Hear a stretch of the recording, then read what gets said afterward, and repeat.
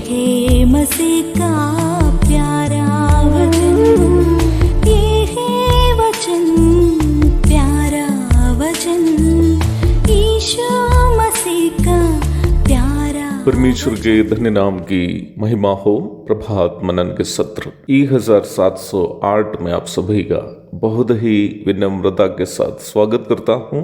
आइए आज के मनन के लिए एक और बार तीतुस की पत्री 3 अध्याय की 2 पद में जो बताई गई है झगड़ालू ना हो, उस पर हम अपना मनन को जारी रखेंगे। कल के मनन में हम ये देखे थे कि झगड़ा क्या नहीं है, परंतु हम ये चर्चा नहीं कर पाए कि झगड़ा क्या है।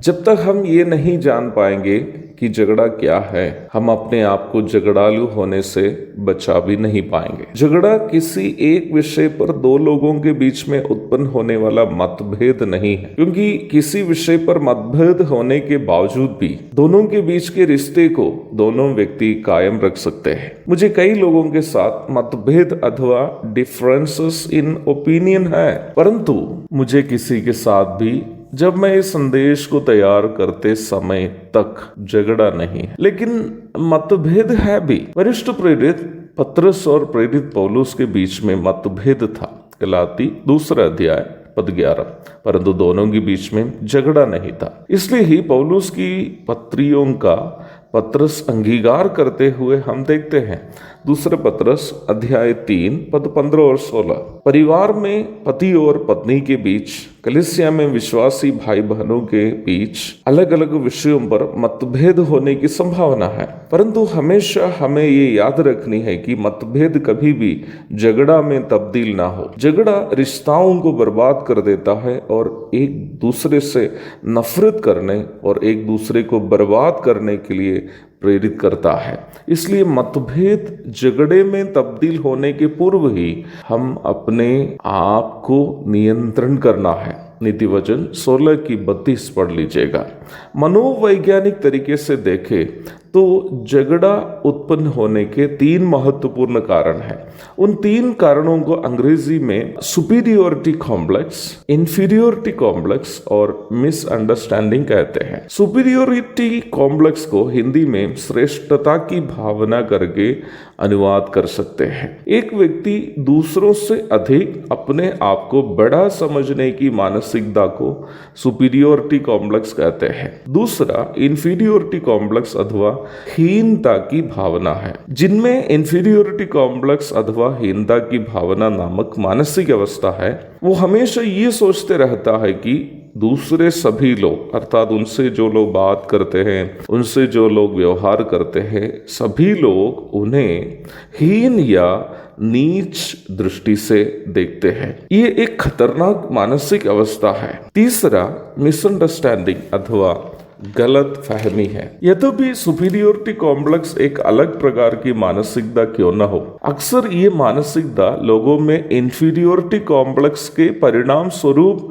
लोग स्वयं विकसित करते हैं। जब कोई ऐसी मानसिकता से परेशान हो जाता है कि अन्य लोग उसे नीच समझते हैं, तो अपने आप को बड़ा दिखाने की कोशिश ऐसा व्यक्ति करने लगता है। देखा जाए ये दोनों प्रकार की मानसिकता, अर्थात श्रेष्ठता की भावना और हीनता की भावना, दोनों ऐसे 2 स्वभाव है जो इंटर रिलेटेड है, एक दूसरे से संबंध रखते हैं। ये दोनों मानसिकता खतरनाक मानसिक अवस्था है जो लोगों को यहाँ तक स्वयं मारने या अगले को मारने तक प्रेरित करते हैं। तीसरा गलत फहमी है। 2 जन जिस विषय पर वे तर्क कर रहे हैं उसे ठीक से नहीं समझकर तर्क जब करते हैं तो वो तर्क उन्हें झगड़े की ओर ले चलता है। प्रभु दया करे तो इन तीनों मानसिकता को पवित्र शास्त्र की परिप्रेक्ष्य में हमें समझने की आवश्यकता है। और आज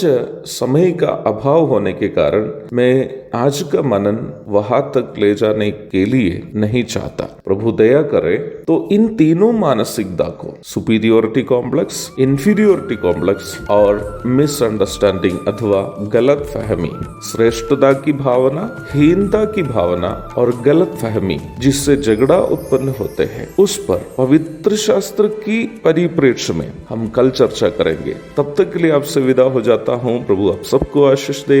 आमीन। भोजन है आत्मा में भूखे कोयल, पानी है आत्मा में प्यासे कोयल, पालन जो करते हैं उसके लिए आशीष पाने का साधन है ये है वचन, प्यारा वचन, ईशु